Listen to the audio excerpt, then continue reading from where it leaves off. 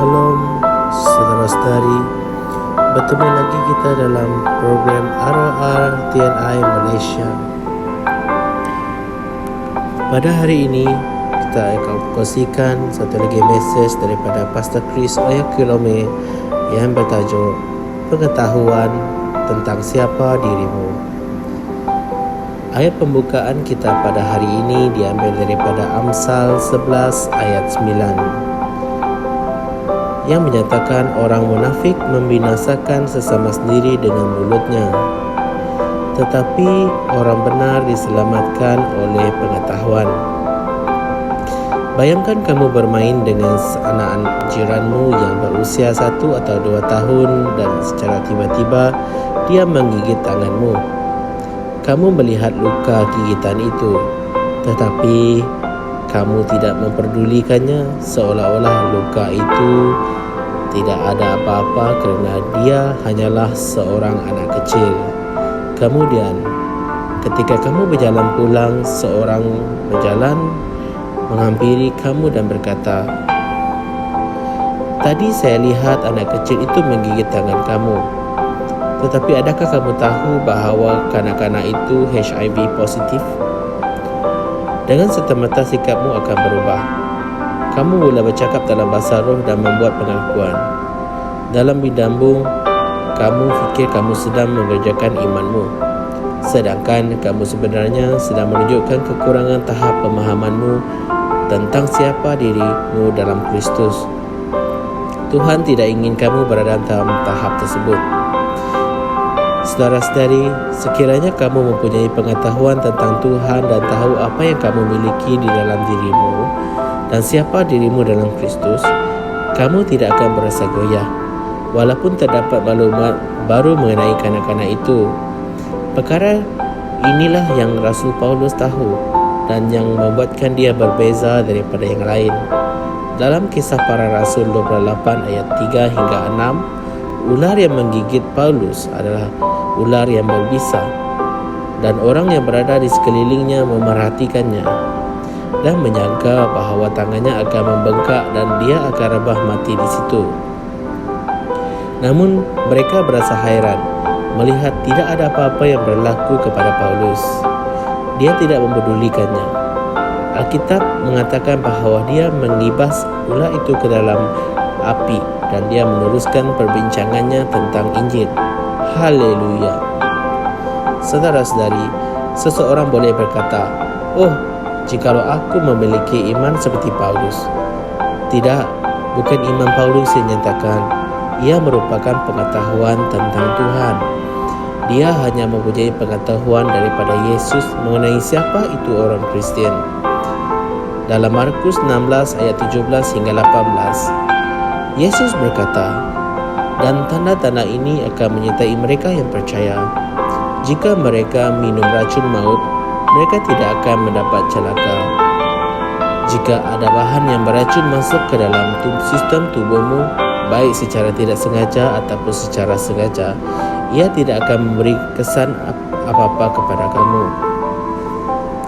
Apa yang kamu perlu lakukan adalah pengetahuan yang tepat dan yang mencukupi tentang firman Tuhan.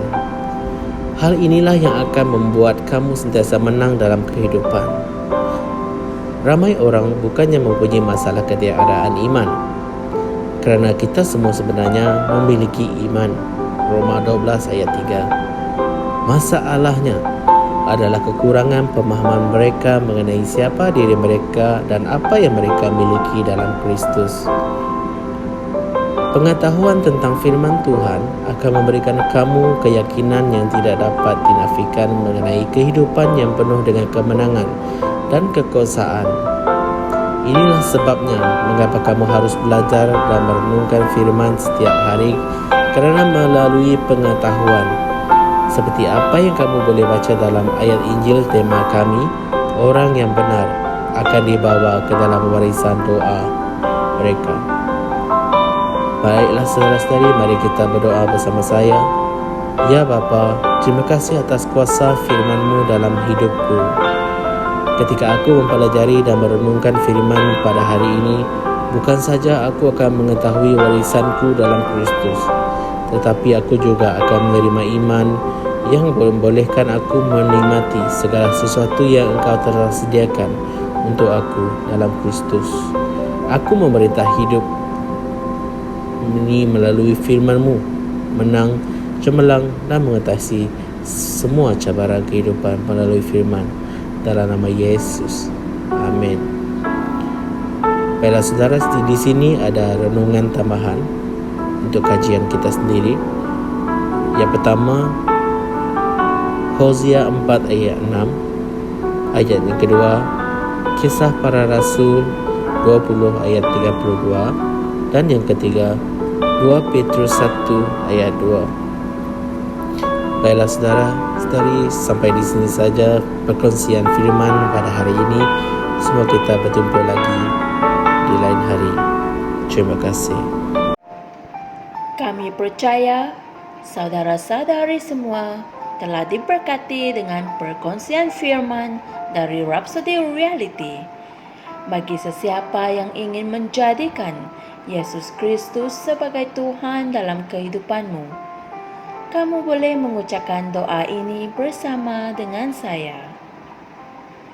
Ya Tuhan Allah, aku mempercayai Yesus Kristus, Anak Allah yang hidup dengan sepenuh hatiku. Aku percaya Dia telah mati untukku, dan Allah telah membangkitkan Dia dari kematian. Aku percaya Dia hidup hari ini. Aku mengaku dengan mulutku bahwa Yesus Kristus adalah Tuhan dalam hidupku mulai dari hari ini. Melalui Dia dan di dalam nama-Nya, aku mempunyai kehidupan yang kekal. Aku telah dilahirkan semula. Terima kasih Allah kerana menyelamatkan jiwaku. Aku sekarang adalah anak Allah. Haleluya. Tahniah, sekarang kamu telah menjadi anak Allah. Untuk apa-apa sebarang pertanyaan atau untuk mendapatkan lebih banyak maklumat mengenai bagaimana untuk bertumbuh sebagai seorang Kristian, anda semua boleh hantar mesej di akaun Facebook kami atau email kami di tni.msia@gmail.com. Sekali lagi, tni.msia@gmail.com. Tuhan berkati Anda semua.